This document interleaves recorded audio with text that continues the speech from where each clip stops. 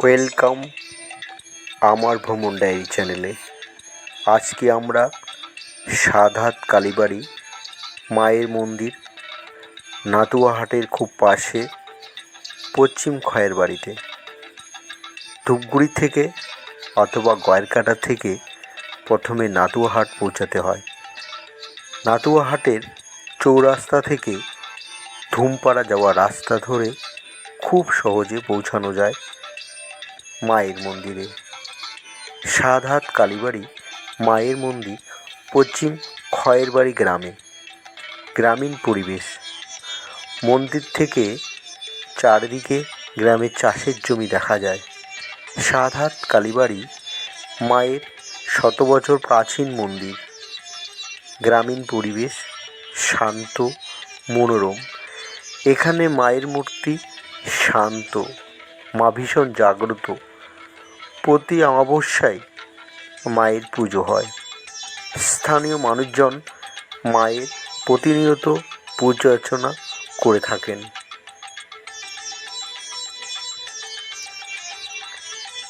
সাতহাত কালীবাড়ি।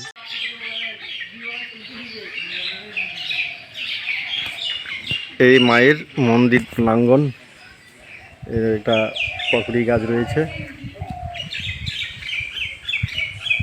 সামনে চাষের জমি। আপনারা দেখছেন নাতুয়াহাটের সাতহাত কালীবাড়ি মায়ের মন্দির। মায়ের মন্দির সাতহাত কালীবাড়ি মায়ের মন্দির দেখতে ভীষণ সুন্দর।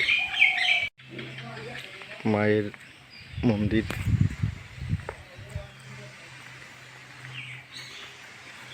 আপনারা দর্শন করছেন পশ্চিম খয়ের বাড়ি সাতহাত কালীবাড়ির মায়ের মূর্তি দর্শন করছেন।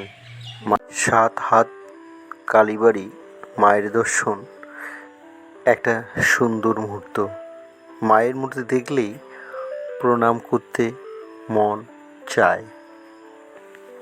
আপনারা দেখছেন সাতহাত কালীবাড়ি মায়ের মূর্তি। মায়ের পুজো দিলাম। পুজো তো সেরকম না, এবারে আসবো। মা যদি ডাকে তাহলে এবার বড় পুজোর সময় আসা হবে।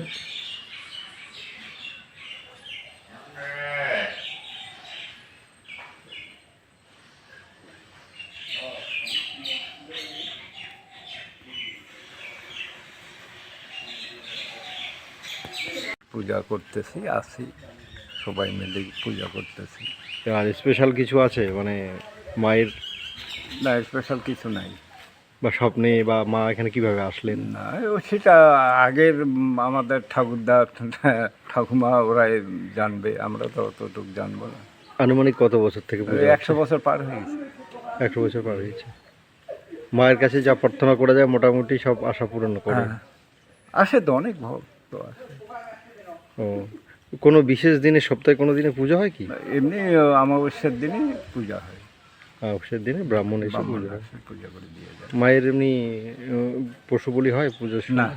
আগে হয়তো, এখন আর পশু বলি করি না। হয় না, উৎসর্গ করে দেওয়া হয়। হ্যাঁ, উৎসর্গ করে দিই।